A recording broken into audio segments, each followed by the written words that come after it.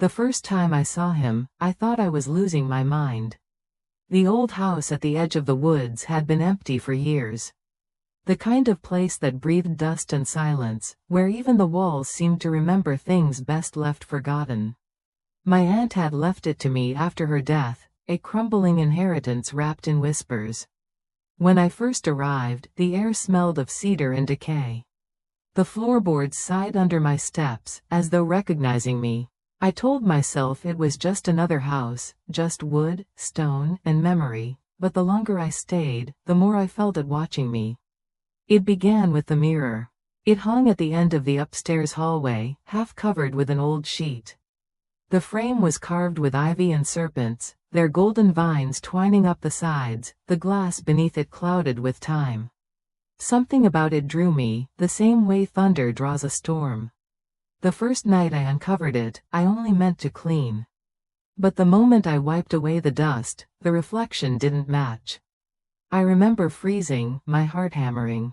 The hallway behind me was dim, the light flickering from the single bulb above, but in the glass, the reflection glowed softly, warm and alive, like sunlight underwater. And then, he was there. A figure, standing where I should have been alone. He wasn't solid, not at first. Just the shape of a man, his features blurred by the glass. But even through the haze, I could feel his gaze on me. He wasn't frightening. He wasn't even strange. He felt familiar, like something I'd forgotten I loved. I whispered, "Who are you?"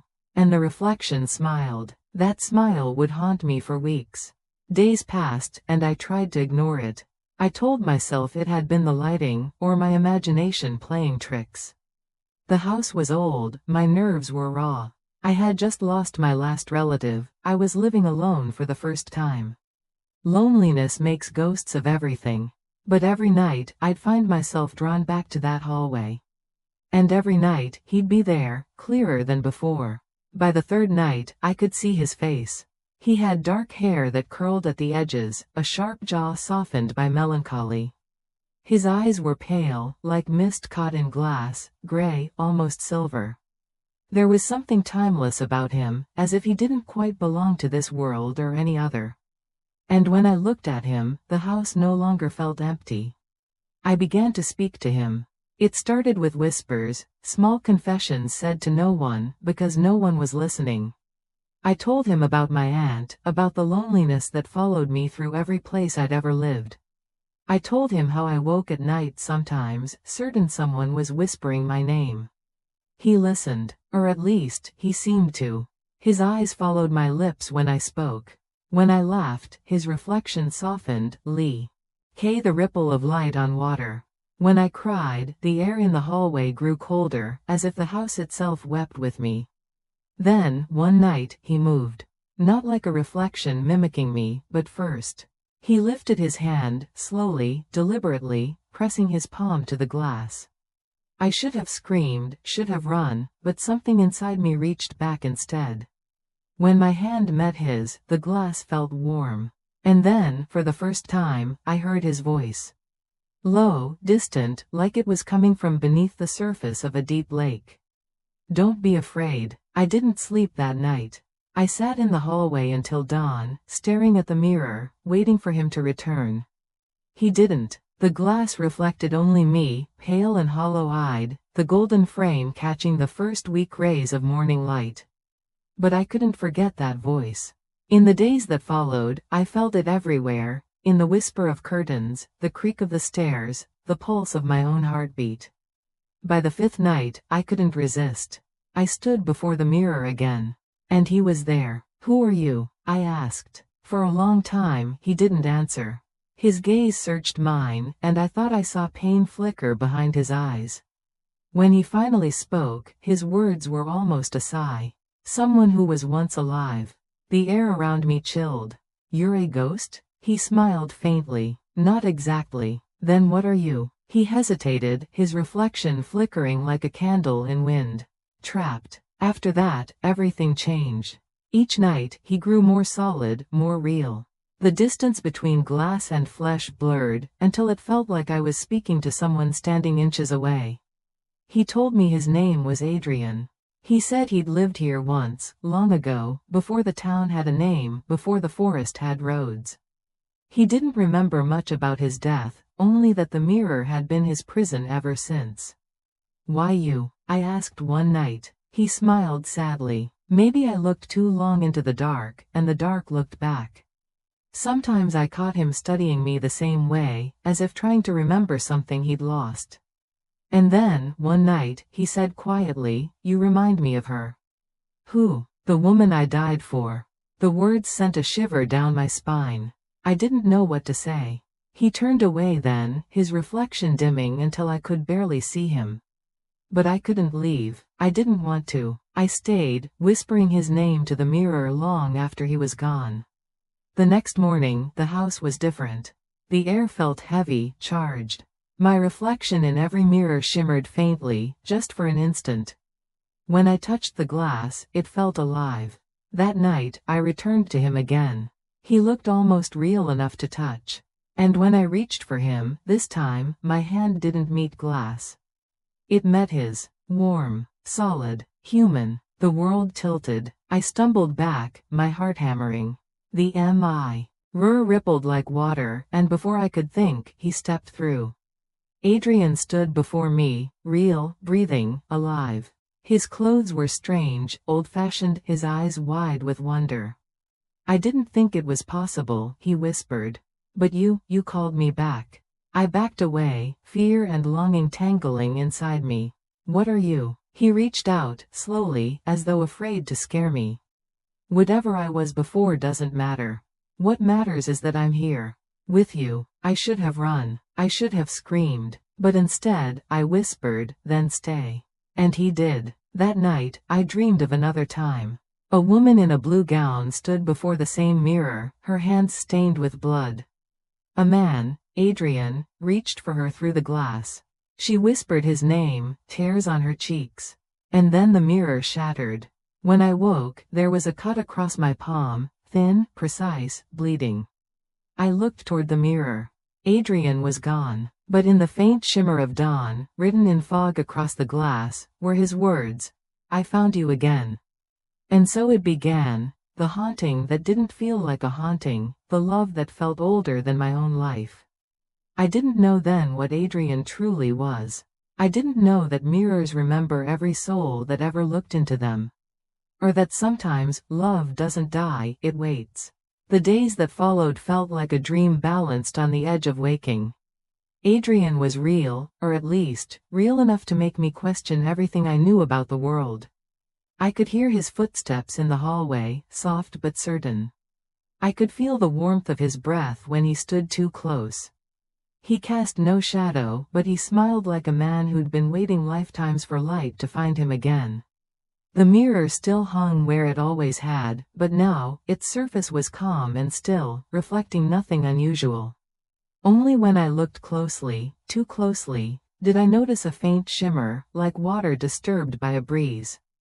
The house itself seemed to breathe differently, its old bones humming softly, as though welcoming back a soul it had missed for centuries. For the first time since inheriting that house, I didn't feel alone. On the third morning after Adrian's return, I found him in the library. He was standing by the window, the weak sunlight pouring across his face. He looked utterly human in that light, his dark hair catching gold, his skin faintly pale but warm. I remember thinking that he looked like a portrait come to life, too perfect to be made of blood and bone. "You're awake early," I said softly, unsure whether he slept at all. He turned, and his smile was faint but kind. "I don't sleep much. The world feels different now. Too loud, too alive. It's hard to rest when you've been silent for centuries." I hesitated at the word. Centuries. I hadn't asked, not really. I had been too afraid of the answer. "How long," I asked finally, "were you trapped?" He gazed past me, into some place I couldn't see. "Time doesn't flow the same way behind the glass," he murmured. "It feels like being awake and dreaming at once." I could see the world change, the faces passing, the walls crumbling and rebuilt. But I couldn't move, couldn't touch, couldn't breathe. His eyes met mine. "Until you." My throat tightened. Why me? A soft smile touched his lips. Because you looked at me the way she did. She? I whispered. He nodded once. The woman I loved. The one I lost. After that, silence settled between us, thick, almost sacred. He turned back toward the window, his fingers brushing the old curtains, his gaze distant and full of ghosts. I should have felt uneasy. Instead, I felt a strange kind of ache, a longing I couldn't name. There was something about the way he carried his grief. It was beautiful, fragile, and endless. Days bled into nights. The more I saw of him, the more I stopped questioning what he was. He was there. That was enough. We began to fall into a rhythm. In the mornings, he'd linger near the library or the garden, reading the books my aunt had left behind, his voice soft as he murmured words that felt ancient in his mouth. In the evenings, we'd talk by the fire. He'd ask about the world, the things that had changed, the things that hadn't. Sometimes he'd listen to the sound of rain like it was music he'd forgotten existed. And always, there was the mirror. It stood still in the hallway, watching us both. Sometimes I'd catch Adrian staring at it too, his reflection flickering faintly. Two versions of him, one free and one trapped. I began to notice how the closer he stood to the mirror, the paler he seemed to become. I started to fear that maybe he wasn't meant to stay. One night, as thunder rolled outside and the house groaned under the storm, I found him sitting by the mirror again. He didn't look at me when I entered. It's restless, he said quietly. What is? The glass, he replied. It feels it when I'm away too long. Like it's calling me back. I knelt beside him, the candlelight trembling between us. Can't you ignore it? He shook his head. You can't ignore what you're bound to. His words were quiet, but they cut through me like a blade. I reached out, my hand brushing his sleeve. He flinched slightly, as if my touch burned him, and yet, he didn't pull away. I don't want you to go back, I whispered. His gaze met mine, full of sorrow and something deeper, something that felt like love. Neither do I. But every moment I spend here, the mirror takes something from you.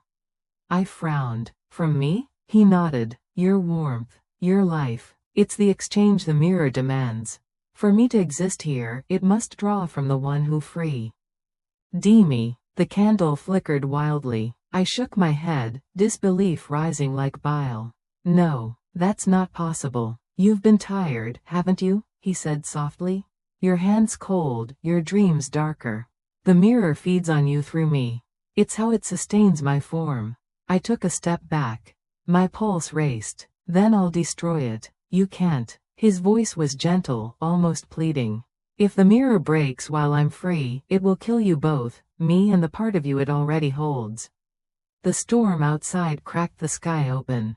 For a long moment, the room glowed with lightning, and I saw the truth in his eyes. He wasn't afraid for himself. He was afraid for me. After that night, something changed between us. The air grew heavier. The mirror seemed alive again, its surface rippling faintly even when no one stood near it. Sometimes I'd wake in the middle of the night to find Adrian standing by my bed, watching me with that same haunted tenderness. He never touched me, though. Not again. Not after what he told me. But there were moments, fleeting, precious moments, when the space between us felt like a confession left unspoken. The brush of his breath, the way his gaze lingered on my lips when I said his name. I wanted to hate him for what he was, for what his existence cost me, but I couldn't. Love doesn't ask permission, it simply blooms, even in cursed soil. A week later, I woke to find him gone. The mirror glowed faintly, its light silver and soft, like moonlight trapped behind glass. I felt the pull before I saw it, the faint whisper of my name, the taste of cold air that wasn't mine. I moved closer, heart pounding, and there he was again, inside. Adrian, I breathed. His form shimmered, faint and fading. The mirror is calling me back, he said, voice trembling. It won't let me stay much longer. I shook my head, tears burning my eyes. No, I can't lose you again. He smiled, that same heartbreaking smile. You were never meant to find me. And yet you did. That's enough. I'll find a way, I whispered fiercely. I'll find a way to keep you. His gaze softened. You already have. Every heartbeat you've shared with me has been more life than I ever deserved. I reached for him, my hand trembling. For an instant, our fingertips met through the glass, and the world seemed to hold its breath. Then the mirror pulsed with light. It was blinding, beautiful, terrible. I stumbled back, the air crackling with power. When the glow faded, the mirror was dark again, black and still, its surface unyielding. He was gone. The house fell silent. Days passed without sound or breath. I wandered its halls like a ghost, my reflection a stranger in every pane of glass. The library felt empty, the fire cold. Sometimes I thought I heard him whisper my name in the corners of my mind, but And I turned, there was nothing. And then, one night, as I stood before the mirror again, broken, desperate, half mad with grief, I saw it. A single crack running through the glass, thin as a thread of light. And within it, faintly, I saw his eyes. He was still there, not gone, not yet, and I knew then that this wasn't the end. I didn't know how, but I would find a way to bring him back. Even if it meant giving the mirror everything it wanted. The mirror watched me even when I turned away. For weeks after Adrian vanished back into the glass, the house fell into a silence so deep it felt alive. Dust drifted through the halls like ghosts. Every door creaked with the memory of his steps. And in every mirror I passed, I caught the faintest flicker of movement. A breath that wasn't mine, a shimmer where the world should have been still. I told myself I wouldn't look for him again. I told myself that love shouldn't hurt this much. But the truth was simple and cruel, I missed him. I missed his quiet laughter, the soft way he spoke my name, the warmth that bloomed in my chest whenever he looked at me like I was the only thing left in his world. And so, one night, when the moon hung low and the wind whispered through the broken shutters, I returned to the mirror. It waited for me in the hallway, just as it always had. But it wasn't silent anymore. The air trembled around it, faint whispers bleeding from its frame, not words, not yet, just the sound of something ancient stirring. I stepped closer, and the glass rippled, as if recognizing my presence. The faint crack I'd seen before had deepened, a thin silver scar cutting through the surface like lightning frozen in place. When I pressed my palm to it, warmth met me, human warmth. And then I heard him. "Don't," Adrian's voice murmured from the other side. My heart stopped. "Adrian," I breathed. "You're there." "I told you," he said, his tone strained, "the mirror feeds on you. The more you come to it, the more it takes. You'll fade, just as I did." I shook my head, tears threatening. "Then let it take me. I can't, I won't live without you." Silence. Then, softly, his voice trembled like a dying flame. "I was a fool to let you see me. A greater fool to love you back." "Love me?" I whispered. The glass flickered, his outline appearing faintly, his features blurring and reforming like smoke. "Yes," he said, "more than the life I once had. More than the freedom I lost." And then he was gone again, swallowed by the mirror's depth, leaving me standing alone in the dark hallway, my hand still pressed to the fading warmth. The next morning, I woke shivering. My reflection in the small dressing mirror by my bed looked wrong. My eyes were paler, my skin drained of its usual glow. I touched my cheek, and the glass misted beneath my fingertips, though I hadn't breathed on it. The mirror in the hallway wasn't just watching me anymore. It was changing me. I began to dream of water.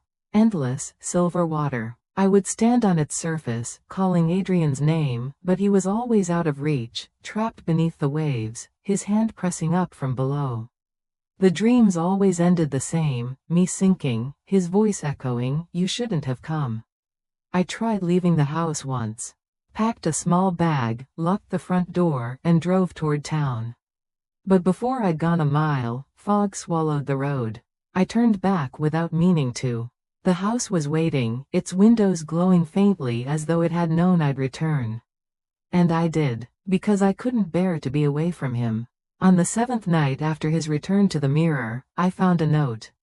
It wasn't paper, it was written on the glass itself, delicate silver script forming as I watched. The answer lies beneath the floor. My heart pounded. I grabbed a candle and followed the whisper of instinct. The air led me to the library, to the farthest corner of the room where an old rug lay covering the wooden boards.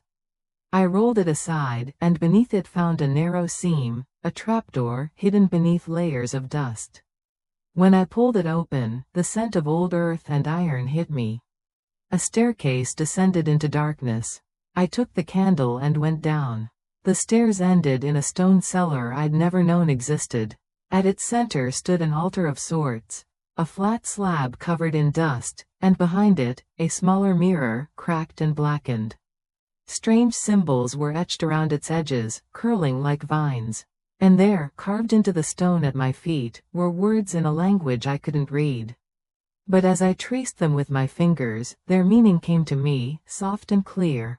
To free the bound, another must take his place. My breath caught. I stumbled back, shaking my head. No. The candle flickered violently, and in that light, his reflection appeared in the cracked mirror, faint, sorrowful. "It's true," Adrian said. His voice trembled like wind through leaves. "It was her, the woman I loved before you. She tried to save me once. She took the curse upon herself, and the mirror devoured her instead." I stared at him, horror and heartbreak twisting inside me. "And now it's happening again?" He nodded. "You called me back, and the mirror marked you. Every moment I remain free, it claims more of you in return." "Then I'll go in your place," I said, the words spilling from my lips before I could stop them. "I'll break the curse." His expression shattered. "You don't understand what that means. You'd be trapped forever, no air, no time, only silence." "I won't let that happen." "You don't get to choose," I said fiercely, tears streaming down my face. "You had centuries of loneliness. I can't let you suffer again. I love you, Adrian. I love you, even if it means dying in your place." The air rippled. The glass flared. The room seemed to pulse with power. "No," he said, his voice echoing like thunder. "If you step into that mirror, you'll destroy everything I am." I ran. I don't remember how long, up the stairs, through the hallways, my candle long extinguished, guided only by the pull of his presence. The mirror in the hallway glowed brighter now, almost alive, its surface trembling like a living thing. Adrian's reflection filled it, eyes wide, pleading. "Don't do this," he begged. "Please." I stopped before him, heartbreaking, every inch of me trembling. "You once said love means nothing without freedom," I whispered. "Then let me give you yours." He shook his head, pounding his palm against the glass, but I was already moving. I pressed my hand to the surface, warm, alive, and this time, it didn't resist. It rippled beneath my touch, soft as water. "Forgive me," I said. And I stepped through. The world on the other side wasn't dark. It was endless. Silver light stretched in every direction, reflections folding upon reflections, 1,000 versions of myself suspended in still water. And there, standing at the heart of it all, was Adrian. He looked different, brighter somehow, whole again. His eyes were full of awe and horror. "You shouldn't have come," he whispered, reaching for me. "You'll be trapped." But when our hands met, something changed. The mirror around us began to crack, not with destruction, but with light. Each fracture spilled brilliance into the void, each heartbeat pulsing through us both. Then, in a single breath, the mirror shattered, and the world dissolved. When I opened my eyes, I was lying on the floor of the hallway, the morning sun spilling through the windows. The mirror was gone. In its place, only a scattering of silver dust glittered faintly in the light. And Adrian knelt beside me, solid, breathing, alive. He gathered me into his arms, his heart hammering beneath my ear. "You brought me back," he whispered. "You broke it." I smiled weakly. "I thought I lost you." "You nearly did," he said, brushing my hair from my face. "But the mirror took what it wanted. The curse is gone. It's over." His tears fell onto my skin like sunlight. I reached up, tracing his jaw, memorizing the warmth of his touch. "Then stay," I whispered. "Stay with me." He kissed my forehead and the world felt real again, the house, the air, the light, all of it breathing in rhythm with us both. For the first time, I didn't feel haunted. I felt home. That night, when the moon rose, I found him on the porch, staring at the forest beyond. His hand found mine without words. "Do you ever think it'll come back?" I asked. He shook his head, eyes soft. "No. Mirrors remember, but they don't repeat." And in his gaze, I saw 1,000 lives that might have been, all leading here, to this moment, to us. The man who wasn't human. The woman who set him free. Both of us reborn in the reflection of love that refused to die. The silence in the house changed after the mirror broke. It was no longer the heavy, haunted quiet that pressed against the walls for centuries. It was lighter now, alive. I could hear the floorboards sigh when the wind moved through the windows, and sometimes, in the stillness of morning, I swore I could hear the house breathe. Adrian said it was because the curse had lifted. But I thought it was more than that. I thought the house was learning to live again, just like us. The shards of the mirror had turned to dust.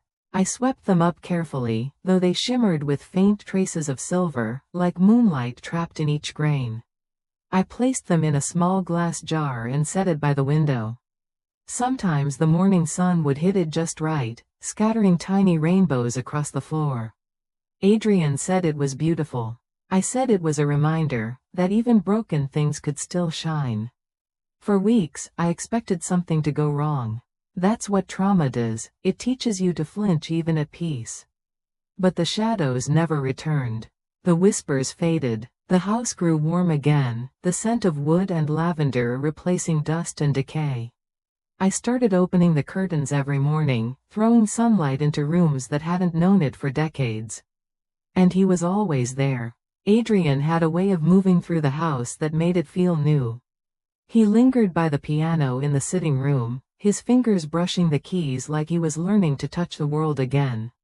He spent hours in the library, turning the pages of old books he'd once known only as reflections. He smiled more now, hesitant at first, like someone afraid the world might take joy away again, but real. And sometimes, when the wind swept through the open windows, I'd find him standing there, eyes closed, face tilted toward the light. "What does it feel like?" I asked him once. He smiled, his hand reaching for mine. "Like I'm alive for the first time." The first night we spent together after the curse broke, the house was still half cold. We lit every candle we could find and sat on the rug by the fire. Neither of us spoke for a long time. Words felt too fragile to hold what we felt. When he finally spoke, his voice was quiet, uncertain. "I dreamed last night," he said. "The first dream I've had in centuries." "What did you dream about?" He smiled faintly. "You, but not as you are now. You were standing in the same place I used to see you, through the glass. Only this time, I was on your side. I reached for you, and you didn't vanish." He looked down at his hands then, as if still expecting them to fade. I leaned closer, taking his face in my hands. "You're here, you're real, you're free." "I know," he whispered. "But some part of me still thinks I'll wake up and find myself trapped again." I rested my forehead against his. "Then I'll wake you, every morning, for the rest of our lives." He laughed softly, a sound that still startled me with its beauty. And then he kissed me. It wasn't a kiss of hunger or desperation, it was something quieter. A promise, a seal on something that had already been bound by love and pain and time itself. For the first time, I didn't taste sorrow when I kissed him. Only life. Days turned to weeks, and weeks blurred into months. Adrian began venturing into the garden. The first time, he stood at the threshold like the world beyond the door was sacred ground. The sunlight touched his skin, and he flinched, but didn't retreat. Slowly, he stepped into the light. I followed him, barefoot in the dew. The garden had grown wild during the years of neglect. Weeds climbed through the stone paths, and ivy claimed the statues that once lined the walkway. But beneath the chaos, there was still life, green and stubborn. Flowers that had no right to bloom still did, pushing through cracks in the stone, defying decay. We began to tend it together. He knelt in the dirt with me, his hands uncertain at first, then sure. He laughed when the soil stained his fingers, when a butterfly landed on his sleeve. The air smelled of earth and new beginnings. "It's strange," he said one afternoon, brushing soil from his palms. "I used to think immortality meant never changing. But maybe it's the opposite. Maybe eternity is learning to change forever." I smiled, watching the sunlight spill across his hair. "And maybe love is what teaches us how." He looked at me then, the way he used to, when we were divided by the glass. Only now, there was no barrier between us. Just two hearts trying to learn how to beat in the same world. Sometimes, late at night, he would tell me stories of the past. Not of kings or wars, but of quiet moments. The smell of rain on the old cobblestones. The laughter of the woman he once loved, the one he'd lost before me. He spoke of her without guilt, without shadows, and I loved him all the more for it. Because love, real love, doesn't erase the past, it transforms it. And sometimes, I'd tell him about my world, the noise of cities, the hum of lights, the way people forgot to look at the stars. He listened as though every word was a song, his eyes filled with wonder. He'd missed centuries, but not the essence of living. He said once, "You carry the world in your eyes. Maybe that's why I found you." One evening, the sky turned the color of melted gold, and we sat on the steps of the porch, watching the sunset burn the horizon. The woods beyond the house glowed like a living flame. The air was warm, sweet with the scent of pine. He leaned against me, his head resting on my shoulder. "Do you think it's over?" he asked quietly. "The curse?" I asked. He nodded. "Yes," I said, "but endings are just beginnings with new names." He chuckled softly. "You sound like a poet." I think love makes poets of us all. The silence that followed was gentle. The kind of silence that doesn't demand to be filled. And as the last light of day faded, I realized something simple and profound. The mirror had never been the enemy. It had only shown us what we needed to see, the parts of ourselves we couldn't face. It was love that broke it. Love that freed us. Love that rebuilt what it had once shattered. That night, I dreamed again. But this dream was different. There was no water, no endless silver void. Only the reflection of a woman standing in the hallway of a sunlit home. She looked like me, but older, wiser, her eyes bright with peace. Behind her stood Adrian, his arms around her waist, both of them smiling. And when I woke, I felt it, the quiet certainty that this was our future. No more curses, no more glass, only life, only love. The next morning, when I went downstairs, the light filled every corner of the house. Adrian was in the kitchen, humming softly to himself as he tried to make tea. He still didn't quite understand electricity or kettles, but he was learning. The sight of him, so human, so alive, made my heart ache in the best possible way. When he noticed me, his smile lit up the room. "Good morning," he said. "Did you dream?" "Yes," I replied, stepping into his arms. "Of us." He brushed his lips against my hair. "Then the world is right again." And for once, it truly was. It's strange how quickly the world begins to feel small when you've spent years staring at it through glass. For Adrian, every day was an awakening. Every morning was a first. The simplest things, running water, the click of a light switch, the hum of an old refrigerator, fascinated him like miracles. He said they sounded like life itself, a heartbeat made of human invention. And I loved watching him learn. Sometimes I'd wake before him, watching the light move across his face. His chest rose and fell, steady, real, alive. I never grew tired of that, of seeing him breathe. After centuries of being nothing but reflection and memory, he existed here, in flesh and air. But peace, even the most beautiful kind, isn't always simple. Learning to live meant learning to feel everything again, the fear, the confusion, the ache of remembering too much. The first time we left the house. Together, the world was almost too bright. The sun glared off the car windshield as I drove, and Adrian sat beside me, his eyes wide with wonder. He pressed his palm against the glass, watching trees blur into green ribbons. The radio played softly, a song about love and time and home, and he listened like someone memorizing language itself. "What is that sound?" he asked suddenly, turning the dial up. "Music," I said with a smile. He tilted his head. "It feels like emotion, but outside the body." I laughed quietly. "That's exactly what it is." We passed through the small town nearby, children on bicycles, a couple walking dogs, people holding cups of coffee and morning routines. Adrian stared at them all, his expression both wistful and curious. "So much has changed," he whispered. "And yet, everything is the same. The way people move, the way they touch each other, the way the light touches the world." His words were simple, but they filled the car with quiet poetry. We parked by the lake at the edge of town. The surface shimmered like liquid glass, his old world reflected in a gentler way. He crouched by the shore, watching the water ripple around his fingers. "For so long," he murmured, "water was the only world I knew. And now, look, it touches me back." I sat beside him, resting my hand on his. "The world missed you." He turned, eyes soft and endless. "And I missed it, though I didn't know what I was missing until I found you." His words fell like petals into the still air. In the weeks that followed, the house became our home. We filled it with warmth, with laughter and small, ordinary miracles.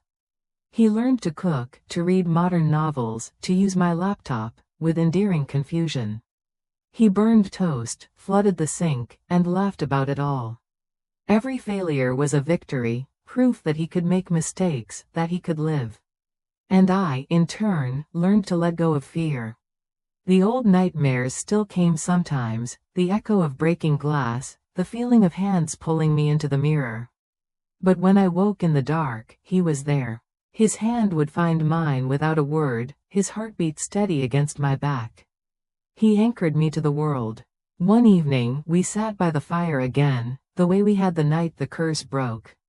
Outside, rain whispered against the windows. Adrian had been quiet all day, lost in thought. Finally, he said, "Do you ever wonder why it chose me? Why the mirror held me for so long?" I hesitated, watching the flames curl and sigh. Maybe it wasn't a punishment. Maybe it was a waiting. For me. For this. He turned to me, his expression unreadable. "Do you really believe that?" "Yes," I said softly. "Because I think some souls aren't meant to die, not until they've finished their story." He stared into the fire for a long tea. Me. Then perhaps love was the final chapter I was waiting for. We began to explore further beyond the house, short trips, slow steps into the modern world. Every experience felt like something holy. The market with its endless smells and colors. The chatter of people, the buzz of neon lights at night. He loved the library most. He'd run his fingers across the spines of books, whispering the names like old friends. He'd lost centuries, yet knowledge still felt familiar, a bridge to his old self. Once, while I browsed, I found him standing by a window, looking at his reflection in the glass. It startled me, that image. Him and the mirror again. But this time, he smiled at it. "I'm not afraid anymore," he said. "He doesn't look trapped now. He looks whole." I walked to him, sliding my arm around his waist. "That's because he finally is." He leaned down, kissing my forehead gently. "You gave me back more than freedom. You gave me existence," I whispered, "and you gave me belief." Seasons changed slowly. Spring melted into summer, and the world became a garden again. The flowers he planted began to bloom wildly, ivy curling up the porch rails, roses spreading across the fence. The air smelled of new life. We started painting the house, laughter echoing as we splashed each other with color. He had never painted walls before, and he treated it like art, not work. By the time we were done, both of us were covered in blue streaks and sunlight. That night, we lay in bed, exhausted, watching the moonlight drift through the curtains. He whispered, "Do you ever wonder how long we'll have?" I turned to him, brushing my hand through his hair. "Why ask that?" "Because I spent eternity wishing for time. Now that I have it, I'm terrified of losing it." I smiled faintly. "Then stop measuring it. Just live it." He closed his eyes, breathing slow and deep. You make everything sound so simple. That's because love is simple, I said. It's the world that complicates it. He didn't answer, but in the silence, his fingers intertwined with mine, and I felt him choose life again, moment by moment. One afternoon, I found him sitting by the broken window in the attic, the one where we'd first seen each other through the cursed mirror. The glass was gone, replaced by open air and birdsong. He was sketching. The paper was covered with lines that wove together like dreams. Our house, the garden, the lake. Us. When he noticed me, he smiled. I wanted to remember this. Just in case memory ever fades again. It won't, I said softly. You're here now. You're real. He looked down at his hands, strong, solid, scarred with living. Sometimes I still expect them to vanish. I walked over, taking his face between my palms. Then look at me. If you ever forget what's look at me. He did. And the way his gaze deepened, the way his lips trembled with unspoken emotion, told me he understood. Because love had become our anchor. The reflection had become the reality. The day we finally visited the city, I thought he'd crumble under its noise. But instead, he smiled, eyes wide at the tall buildings, at the reflections in every glass window, at the way sunlight scattered between steel and sky. There are mirrors everywhere, he said in awe. Yes, I replied, but they can't trap you anymore. He laughed then, a sound so free, it made people turn and smile without knowing why. We spent hours wandering through the streets, tasting strange food, watching strangers pass. He wanted to try everything: ice cream, coffee, street music. Each discovery was a celebration. That night, when we returned home, he said something I'll never forget. Once, I thought I was bound by reflection. But now I think the world itself is a reflection of what we love, what we fear, what we hope for. The mirror never held me. My heart did. I touched his cheek. And now? He smiled softly. Now it's held by you. As autumn approached, the house glowed with golden light. The trees burned crimson and amber, leaves whispering their slow descent. Adrian began to paint again, this time on canvas. He painted the lake, the garden, the house, me. But his favorite was a single painting that hung above our bed, a mirror, cracked and radiant, reflecting two figures holding each other in light. The past doesn't disappear, he said when I asked about it. It transforms, like glass melted into something new. That night, we stood by the window, watching the moon rise over the water. The air was crisp, filled with the scent of pine and smoke. He took my hand, pressed it to his heart. Whatever happens, I want you to remember something. What? I spent lifetimes in darkness, waiting for one reflection that could save me. And it wasn't glass. It was you. Tears blurred my vision, but I smiled through them. Then let's make sure you never have to wait again. And in that moment, as the world shimmered beyond the window, as his arms wrapped around me, I knew peace had truly come. Not the fragile kind that can shatter with time, but the kind born from healing. The mirror had shown me a man who wasn't human, but love had made him more human than anyone I'd ever known. And together, we stepped into the quiet eternity of now, two souls who had finally escaped their reflection, learning, day by day, to live in the light. It began with a photograph. A small, harmless thing. A captured moment. Adrian standing in the garden, sunlight falling through the leaves, his hands covered in soil.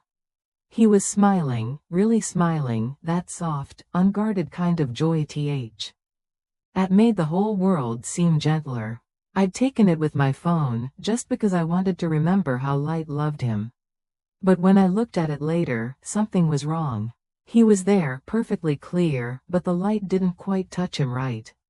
The shadows fell differently. The air around him shimmered faintly, like heat above the horizon. At first, I thought it was just the camera, some glitch or trick of exposure.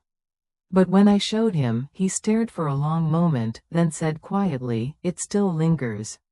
"What does?" "The mirror," he said. "It left its mark on me." After that, little things began to happen. At first, I ignored them. We both did. When he walked into a room, sometimes lights flickered, only for a second, as if the air forgot what to do with his presence. Reflections caught his image a moment too long.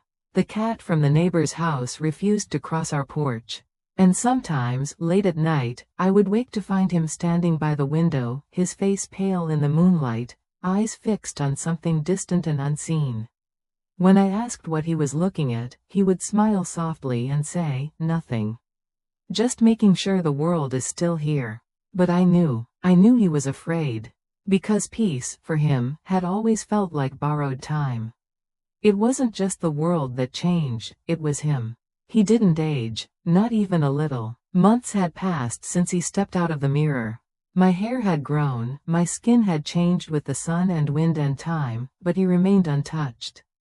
The same perfect stillness, the same impossible beauty. When I touched his face, I could feel warmth, breath, heartbeat, all the things that made him real. Yet beneath it all, there was something else.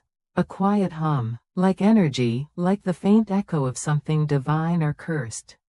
"Maybe I'm not meant to age," he said once when I brought it up. "Maybe this is the price of freedom. But you deserve to live," I whispered. "To grow, to change." He smiled sadly. "I'm learning to, in other ways." He began painting more, not the house or the lake this time, but abstract shapes. Circles, fragments, lines that looked like ripples. He said they were dreams he couldn't put into words. One afternoon, while I was cleaning the attic, I found a sketchbook tucked beneath his easel. Inside were pages filled with faces, mine, over and over again. But behind me, always, was a faint outline of glass. When I showed him, his expression broke into something between sorrow and love. "I'm afraid," he admitted. "Afraid that no matter how far I go, I'll always be part of it. That the mirror didn't just trap me, it became me." I closed the sketchbook gently. Then maybe it wasn't a prison. Maybe it was a chrysalis. He looked up. "A chrysalis? Something that breaks to let the real thing emerge." He smiled faintly. "Then I hope I'm worth what broke." As summer turned to autumn again, we began to draw attention. People in town started noticing Adrian. His agelessness, his strange calm, the way he moved as if time obeyed him differently. A journalist came once, curious about the mysterious man in the old manor. I told them we valued our privacy, but I saw the way they looked at him, fascinated, unsettled. Rumors grew. Stories whispered. Some said he was an artist from another country, others said he was a recluse, a philosopher, even a ghost. Adrian ignored it all, but I saw the fear in his eyes when strangers came too close. He was terrified of being seen again, of becoming spectacle, reflection, myth. One night, as we sat on the porch watching the stars, he said quietly, "The world always wants to trap what it doesn't understand." I reached for his hand. "Then we'll stay one step ahead of it." He looked at me with such tenderness it hurt. "Would you really leave everything for me?" "I already did," I whispered. "When I looked into that mirror and chose you." He smiled then, slow, luminous, full of quiet grief and love. "Then I'll spend forever making sure you never regret it." Still, sometimes, I caught him standing before the old jar of mirror dust we kept by the window. The shards shimmered in the sunlight, tiny galaxies of silver light. He'd hold the jar up, watching the way it caught the glow, and I could see it, the pull. "The pieces still sing," he said once, his voice low. "They call to me sometimes. Like memory." "Do you want to destroy them?" I asked. He hesitated. "No, because they're part of me. And because you found me through them." I took the jar from his hands, holding it between us. "Then let's keep it, not as a curse, but as proof of what we survived." He smiled, and for a moment, the light inside the glass flared, just a heartbeat of brilliance, like the mirror itself had sighed in peace. Winter came softly that year. Snow fell early, blanketing the world in quiet white. We spent days by the fire, wrapped in blankets, reading to each other. He liked to listen to my voice, said it grounded him, that every word was a tether to the real. But sometimes, when the house fell silent and the fire dimmed, I could feel the air change. The same shimmer, faint but undeniable. Reflections bending at the edges. Once, I caught my own reflection in the window, and for a split second, it wasn't me. It was the other me, the one who had once looked through glass into another world. I turned sharply, heart racing. The room was empty. Adrian was asleep, breathing slow and peaceful. I wanted to believe it was imagination. But deep down, I knew, the mirror wasn't entirely gone. It had changed form. It lived in the space between light and shadow, in every surface that remembered. And it had always been part of him, which meant it was now part of me too. The first snowstorm came on the night of the solstice. The house shook under the wind, old timbers groaning like a ship at sea. Adrian and I lit candles in every room, filling the darkness with gold. But as midnight neared, the air grew colder, unnaturally so. Frost crawled along the windows, whispering across the glass like words trying to form. He stood suddenly, eyes fixed on the window. It's calling again. I felt it then, the pull, the same sick, seductive hum that had once lived in the cursed mirror. The air shimmered, and for an instant, I saw it. A faint reflection of the room, not quite aligned. A second world bleeding through. Adrian, I whispered. Don't. He turned, his eyes luminous with something unearthly. It wants to take me back. No, I said, stepping closer. It can't. It's gone. His voice broke. It never leaves. You can't unmake what you are. I took his face in my hands, forcing him to meet my gaze. Then we'll unmake it together. The air shuddered. The lights flickered. For a heartbeat, I saw us both reflected in the window, not as we were, but as shadows of light and glass. And then, something cracked, a sound like breaking stars. The shimmer faded, the air stilled, and the world exhaled. When I opened my eyes, Adrian was kneeling, his breath ragged. I knelt beside him, pulling him close. His skin was cold as frost. It's over, I whispered. It's over. He clung to me, trembling. I thought I'd lost you. Never, I said, pressing my forehead to his. You're not a reflection anymore. You're real, and so am I. Whatever that was, it can't claim us now. Outside, the snow fell thicker, gentler. The storm was gone, and in that silence, he began to cry, quiet, human tears, warm against my neck. The next morning, sunlight broke through the clouds, bright and clean. He stood by the window again, looking out at the endless white. I think that was the last of it, he said softly. The mirror's shadow. It tried one last time to take me back. And it failed, I said. He turned, smiling. Because you held me here. I went to him, wrapping my arms around his waist. Then let's keep holding each other. Always. He rested his chin against my head. Always. Outside, the snow glittered like shards of glass, beautiful, broken, harmless. And for the first time, I realized something simple and eternal. Love doesn't destroy the past. It redeems it. The days that followed were unlike any I had ever known. There was no more glass between us, no more trembling fear of what waited behind the reflection. The mirror stood in its usual place, a mere object now, mute, harmless, shining only with sunlight and dust. Yet sometimes, when I passed it, I would catch the faint outline of what once had been, as though the surface remembered more than I did. Lucian and I had made the old house our sanctuary. The world outside remained unchanged, time went on, seasons passed, storms gathered and broke, but within these walls, the hours seemed to move slower, softer, as though the air itself had decided to protect our peace. He no longer hid from the daylight. When the sun filtered through the tall windows, I would find him reading near the light, his fingers brushing the edges of the pages like someone still learning to touch the real world. Sometimes I would wake at dawn to find him standing by the window, bare feet on the wooden floor, eyes turned toward the pale mist outside. The first time I saw him like that, I thought he might vanish again, dissolve back into whatever realm had birthed him.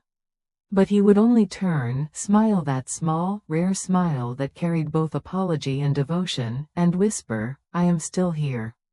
We had both been prisoners of different kinds. I of my fears, he of the mirror. And so we learned freedom together, day by day, mistake by mistake. The smallest moments became our miracles, sharing tea, learning to breathe without expecting pain, walking through the overgrown garden hand in hand as if claiming the earth for the first time. One evening, as we sat near the fire, I asked him whether he missed the world inside the glass. He didn't answer immediately. His eyes flickered with something unreadable, then softened. "I miss the silence," he said. "Not because it was peace, it wasn't. But because it was all I knew. Until you came." There was a sadness in him that no light could entirely erase. It wasn't sorrow for what he had lost, but a lingering ache from what he had once been, a creature shaped by solitude. Yet that ache never frightened me anymore. It became part of what I loved, his fragility, his strangeness, his endless attempts to understand being alive. At night, we would sit near the same mirror that had once been a prison. Sometimes, for reasons neither of us could name, he would light a single candle and place it before the glass. The flame would tremble, reflected infinitely in its depths, creating the illusion of countless small worlds stacked one upon another. "Do you ever wonder," I asked him once, "if another version of us is still trapped in there, living the same moments again and again?" He looked at the reflection, at the endless doubles of ourselves sitting hand in hand, and whispered, "Then let them live too. Let them have what we have now." There was something sacred about the way he said it, as if blessing the ghosts of our past. As the weeks turned to months, the house began to change. Dust lifted. Windows were thrown open. Flowers bloomed again in the garden where no one had dared walk for years. I found a certain beauty in the ordinary rhythm of our days, the sound of his footsteps echoing down the hall, the warmth of his hand against mine, the way the sunlight curved around his shoulders in the morning. And yet, beneath the peace, there was always the quiet awareness that our story was borrowed time. Lucian was not born of this world, not bound to its rules. The day might come when the mirror called him back, or when the fragile boundary between realities shifted again. We never spoke of it, but we both felt it. It hung in the air like an invisible thread connecting our breaths. One evening, a storm rolled in from the valley. The wind howled against the windows, and rain lashed the glass like desperate fingers. The mirror trembled on the wall, catching flashes of lightning. Lucian stood before it, his reflection flickering, two versions of him, overlapping, struggling to remain one. I rose in fear, calling his name. He turned toward me, his eyes bright with a strange calm. "It's all right," he said. "It's only a reminder." A reminder of what? That even the storm can't take us apart anymore. He reached for me then, and the moment his fingers touched mine, the mirror's trembling ceased. The reflection settled, two figures holding each other in the soft glow of lightning, perfectly still. For a heartbeat, it felt as if the world itself had stopped to watch us. When morning came, the storm had passed, and the mirror reflected only what it should. A room, a fire, two souls who had defied the impossible. Time became a gentle tide after that. Lucian began writing, strange, beautiful things that read like fragments of forgotten dreams. I painted again, my brush capturing the play of shadow and light on his face. We filled the house with color and sound, until every corner seemed alive. And sometimes, when night fell, I would see the faint shimmer in the mirror again, not frightening now, but familiar, like the echo of a heartbeat that had once been trapped. I knew then that the world beyond still existed, watching, remembering. But I also knew it would never claim him again. Lucian was free. We both were. Yet in that freedom, I realized something deeper. Love had never been the breaking of chains, but the courage to live after the chains were gone. To trust in the ordinary, to let peace be enough. And as he drew me close beneath the morning light, his voice low and steady against my hair, he said the words that finally stilled the last echo of fear within me. Morning sunlight spread across the floorboards like golden silk, gentle and warm. The air in the old house carried the scent of blooming lilacs drifting in from the garden, a garden that had once been wild and haunted, now patient and alive. It was Lucian who had coaxed it back to life, his hands careful and steady, as if tending the earth was another way to heal himself.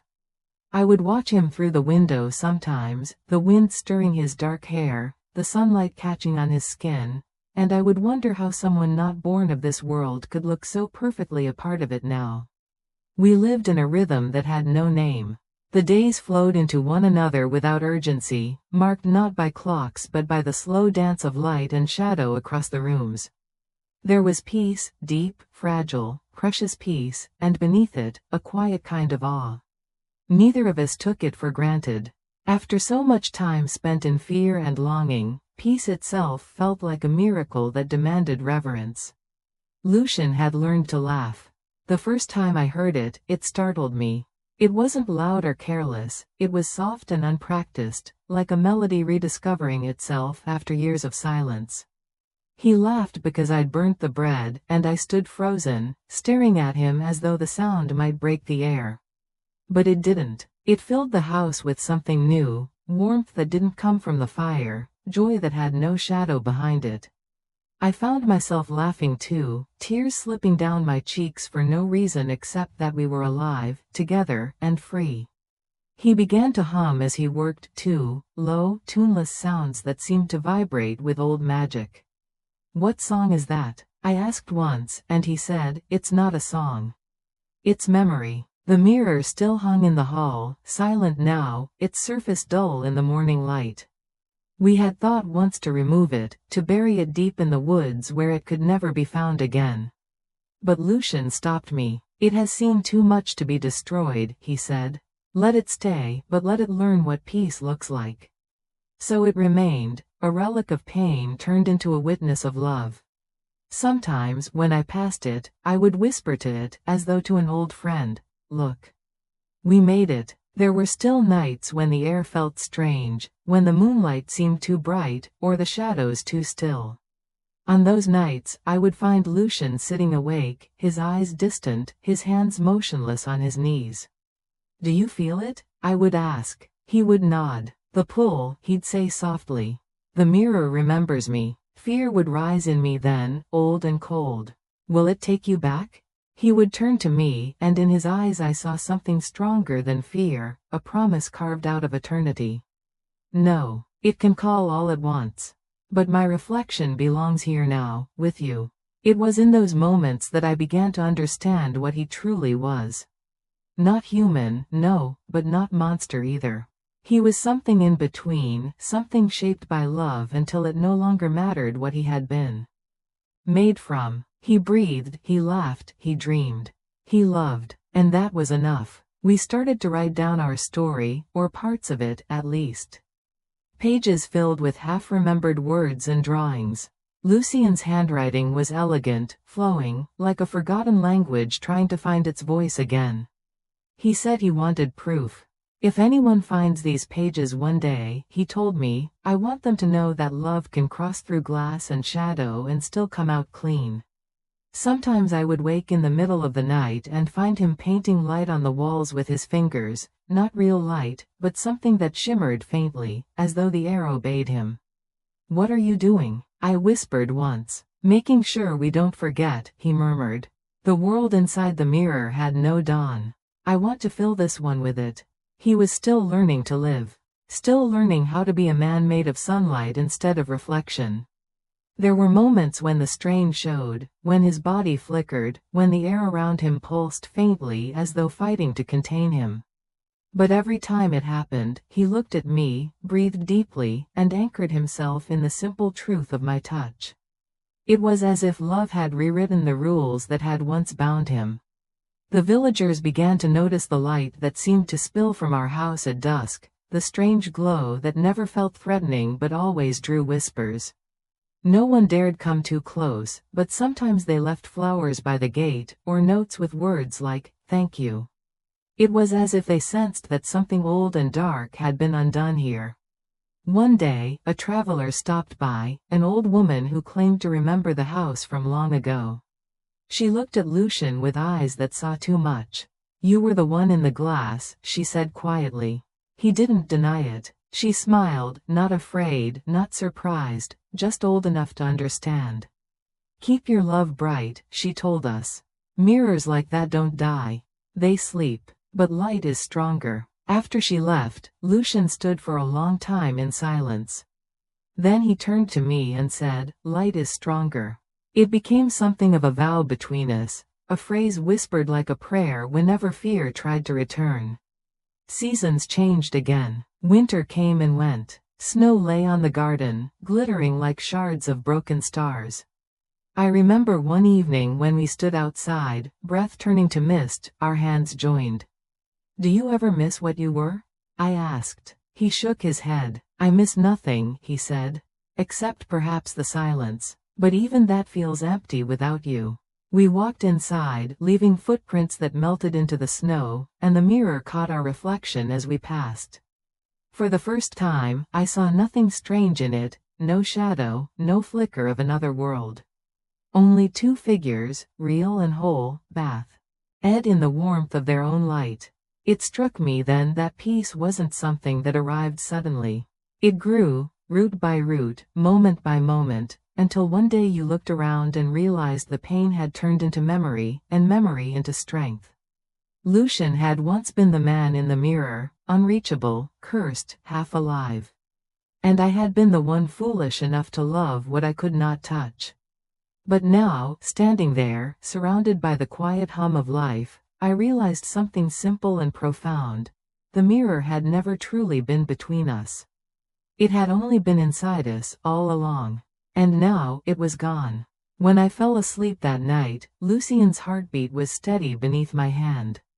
Outside, the stars shimmered faintly, and for the first time in years, the mirror in the hall reflected nothing but the soft pulse of light from the hearth. No faces, no echoes, no ghostly reminders. Just peace. And in that peace, our love settled, eternal, human, divine. It began with light, not the warm, gentle kind that woke us every morning, but a pale, silver shimmer that seemed to breathe from nowhere.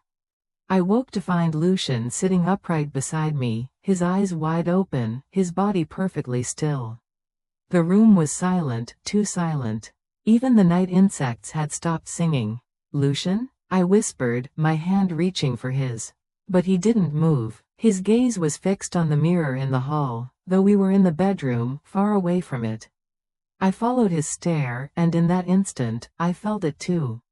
The pull. It was subtle at first, like the faint echo of a forgotten song, but it grew stronger with every breath, an invisible thread tugging at the air, at him.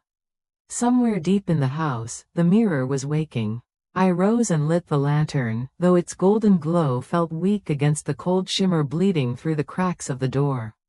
"Stay here," I whispered, though I knew even as I said it that he couldn't. His body moved as if pulled by an unseen hand, every step soundless. I followed him down the corridor, heart pounding. The closer we came to the hall, the colder the air grew. Frost traced along the edges of the wooden floorboards.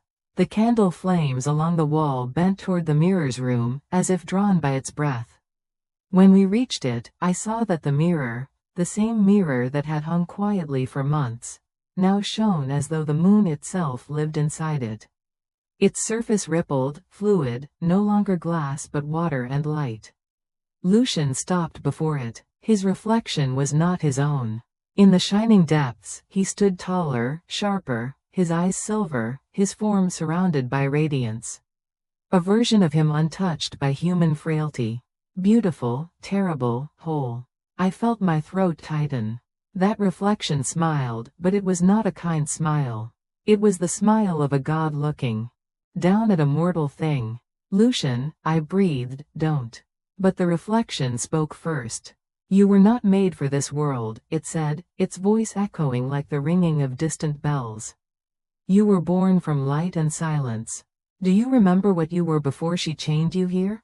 Lucian flinched, not in fear, but in recognition. "I remember," he said softly.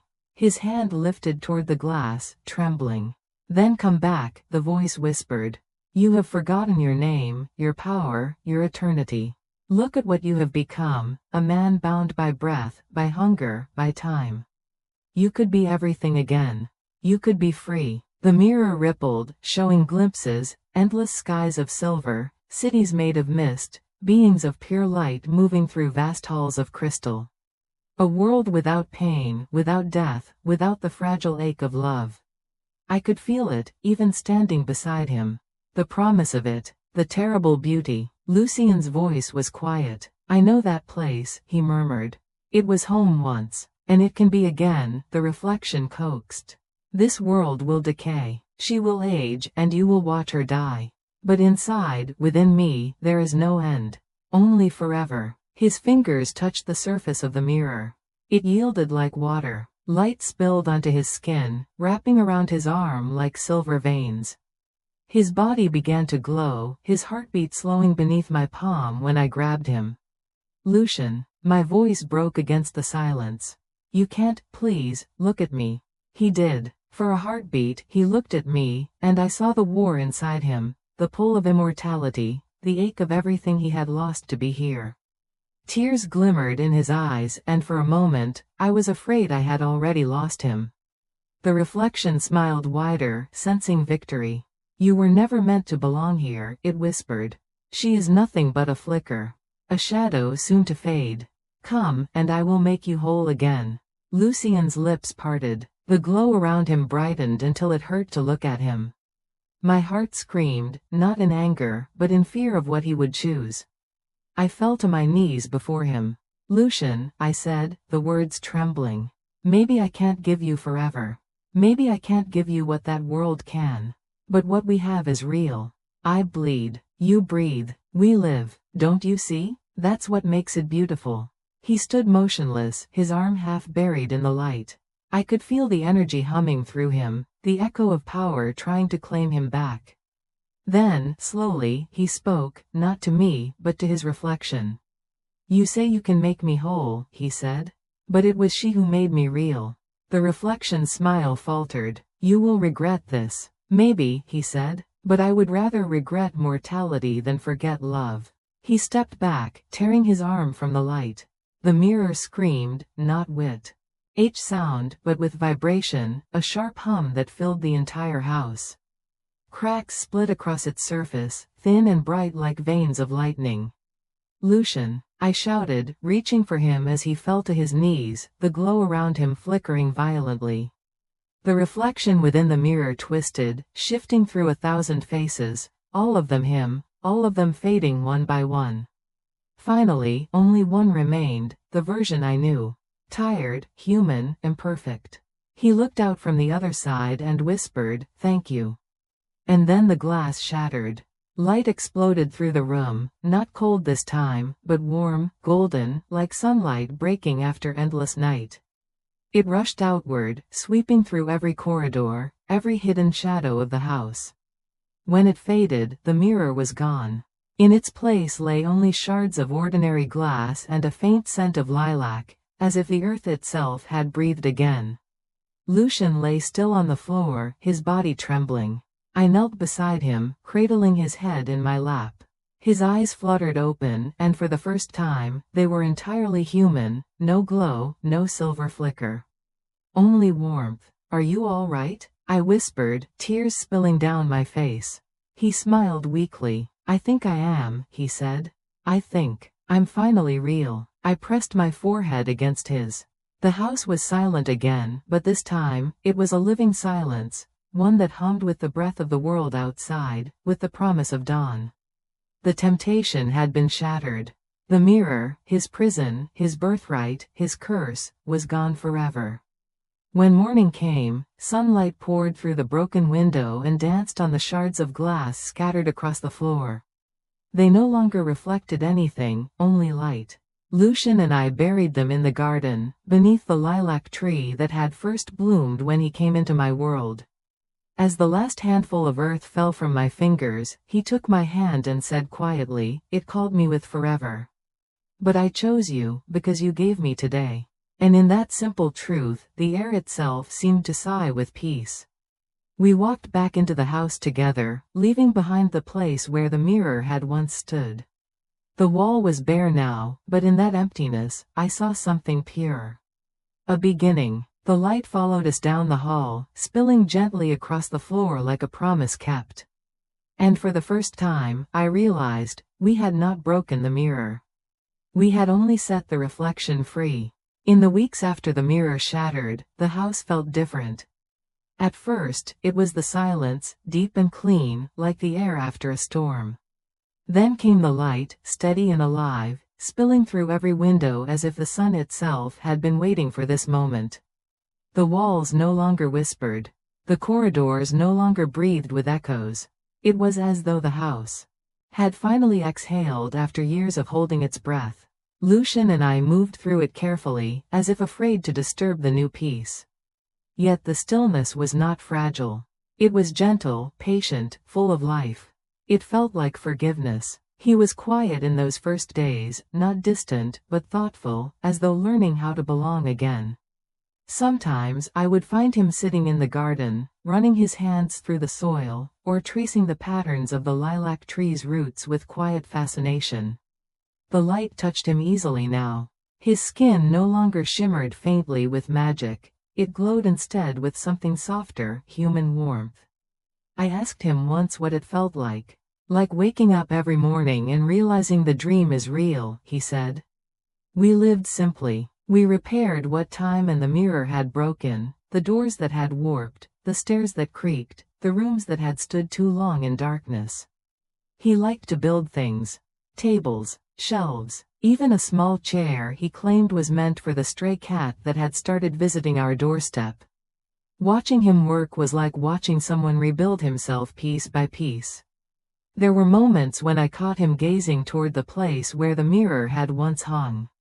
Not with longing, not anymore, but with quiet reflection. Do you ever miss it? I asked one evening, as the fire crackled low and the last light of dusk painted the room gold. He smiled faintly. You don't miss a cage, he said. But sometimes you remember the silence inside it.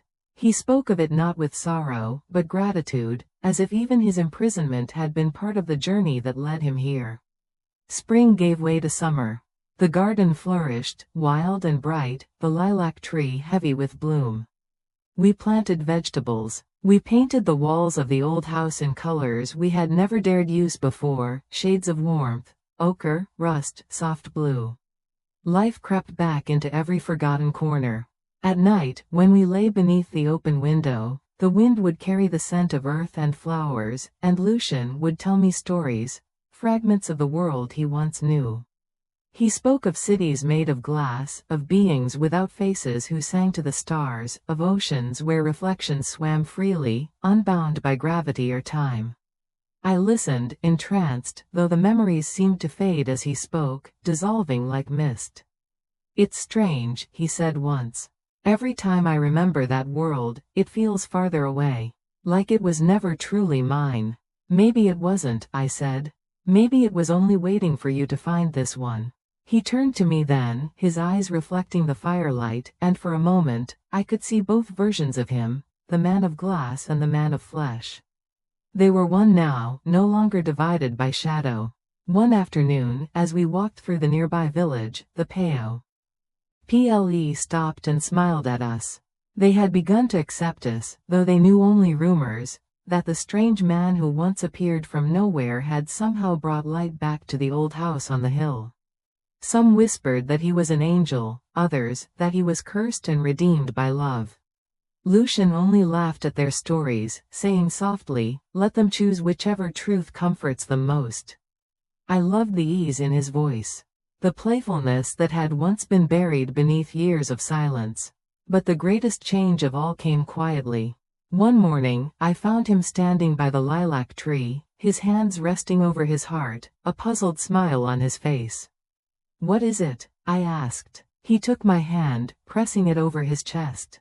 Beneath my palm, I felt the rhythm, steady, strong, unmistakably human. It started last night, he whispered. I thought I was imagining it. But it's real. Tears blurred my vision. For the first time since I had met him, I felt his heartbeat. Not a flicker of magic, not the hum of energy, but a living pulse. Proof that he had crossed the final threshold between what he was and what he had become. You're alive, I breathed. I think, he said with wonder, I always was. But now the world believes it too. That evening, we lit candles all through the house, not out of fear of the dark, but in celebration of the light. We left the windows open so the glow could spill out into the garden, as if to tell the world that love had conquered what once could not be tamed. The years that followed unfolded gently, like pages turning in a story that had finally learned to rest. We grew older together, though time touched him differently, softly, sparingly, like someone who had learned respect for what it meant to age. His hair silvered slowly, his smile deepened, his laughter grew easier. The shadows that had once haunted his eyes disappeared entirely. On quiet mornings, he would bring me flowers from the garden, lilacs, always lilacs, and place them in a jar on the table. They remind me, he said once, that even things once buried can bloom again.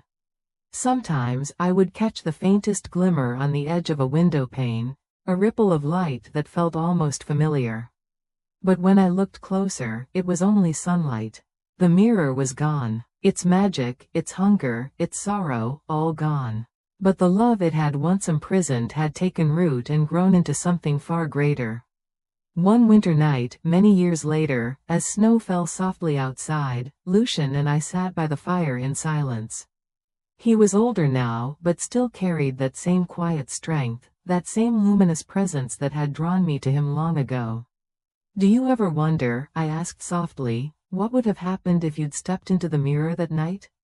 He shook his head. "No, because and I would never have learned what forever really means." He took my hand, our fingers intertwining, warm against the cool air. "Forever," he said, "isn't endless light. It's this, right here, the warmth of your hand in mine, the sound of your breath beside me, the peace after the storm." Outside, the snow glittered like 1,000 tiny mirrors, each one catching a fragment of the fire's glow. For a moment, the world looked as though it had been made entirely of reflection. But it wasn't frightening anymore. It was beautiful, gentle, alive. And when dawn came, spilling soft light across the floorboards, I felt his heartbeat against my cheek, steady and sure. The man who had once been a reflection was now only a man, flawed, fragile, and real. And I, who had once loved a dream, had learned to love something far greater. The mirror had shown us illusion. Life had given us truth. And in that truth, we had found eternity.